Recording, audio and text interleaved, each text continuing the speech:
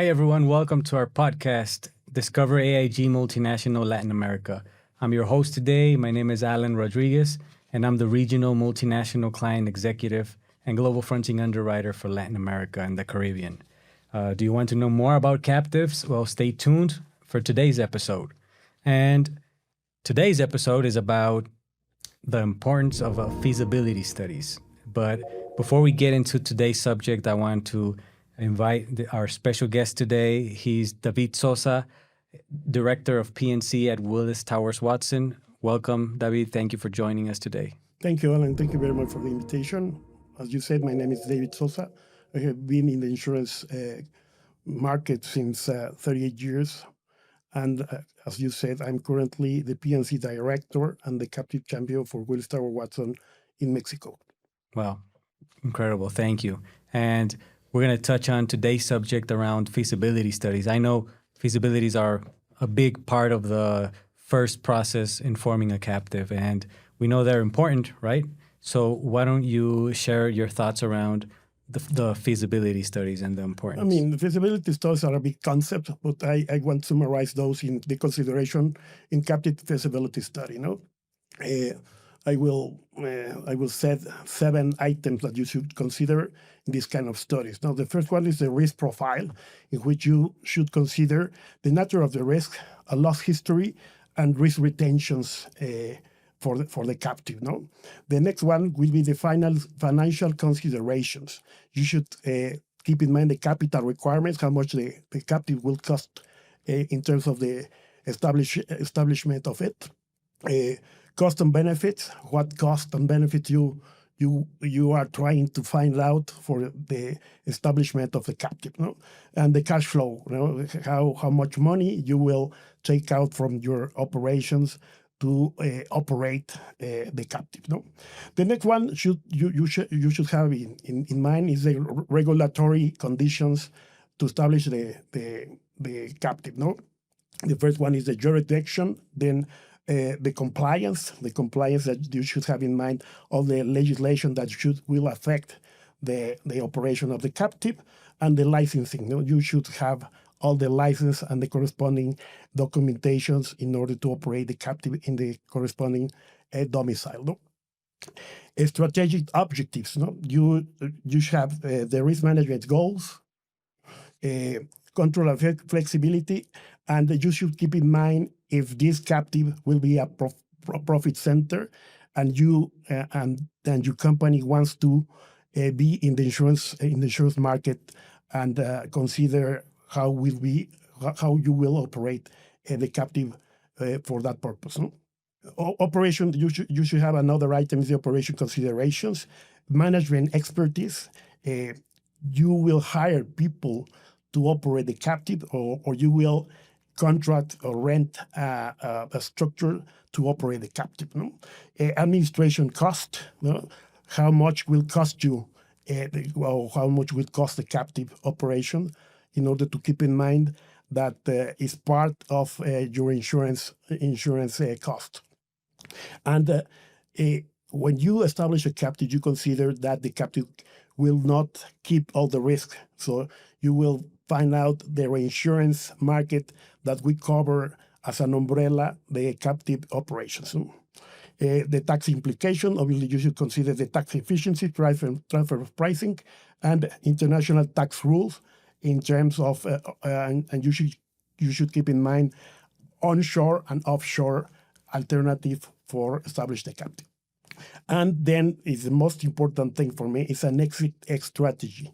The longevity, how long is a long-term operation that you want to have in the captive. This is a main question that you will have. And then you should keep in mind an exit strategy of the captive, and then the liquidation or the possibility of the liquidation of the captive in order to close the operations.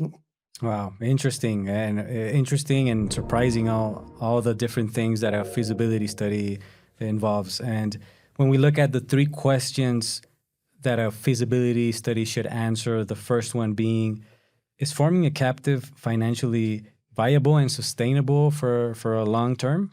Yeah, this involves assessing capital requirements, projected premiums, operating costs, and potential tax implications. No, you should keep in mind, as we said, the domicile. No, and the domicile will give you all the considerations that you could have or you should have on the establishment of a captive.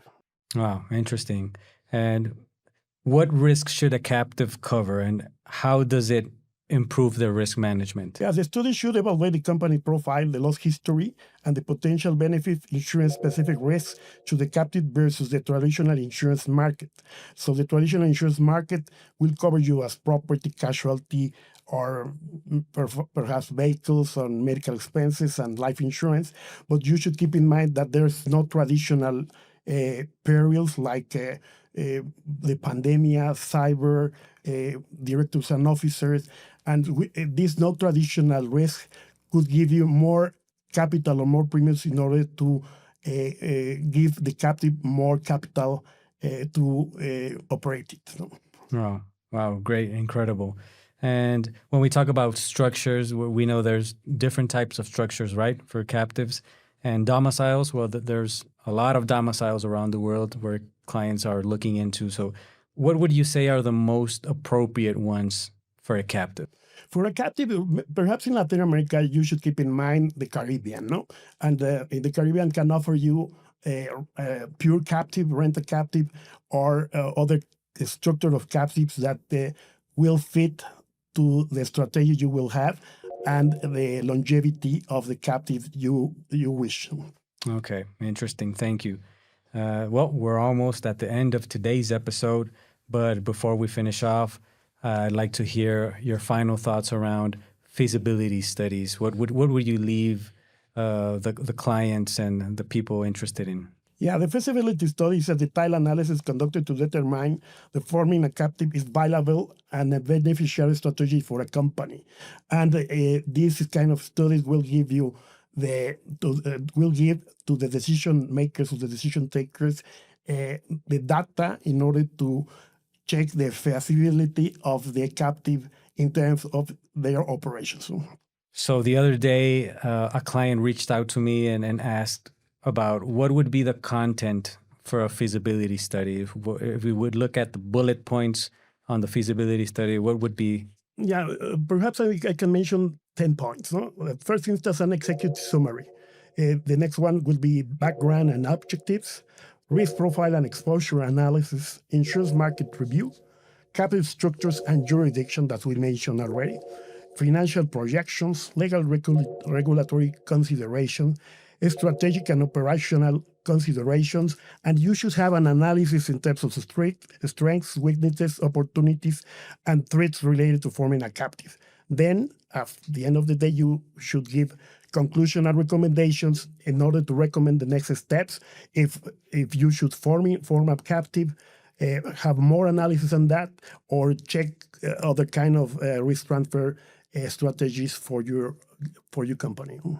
And how long would you say a feasibility study needs to be updated? Because we see clients do their first feasibility study, maybe years go by and then they do another one. What would be the best practice for that? Well, this is a monster that you should review every 6 months. Two times a year will be my recommendation to check the strategy of your captive and perhaps run again the risk profile of the captive and check what is the change of your operations in order to update the operations of your captive.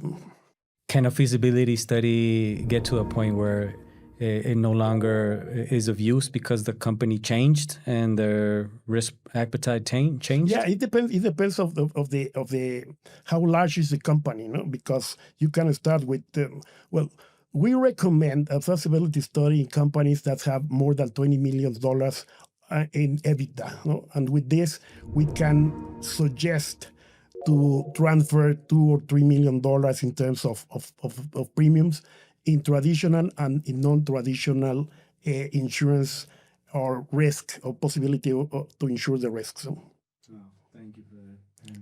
Interesting subjects. Yeah, it is a fact, and as we said, after 6 months, you should do a review of the policies and strategies you will with which you will feed your captive. Okay, and one last question.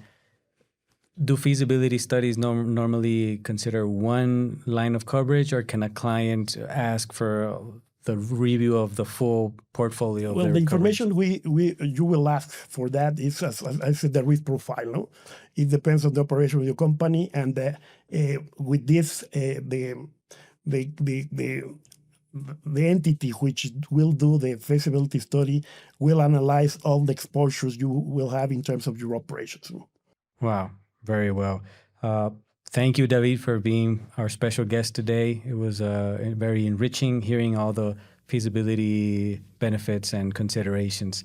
And for the people listening to us, don't forget to follow our AIG Latin America YouTube channels and stay tuned for our next episodes around captive solutions. Thank you, David. Thank you very much.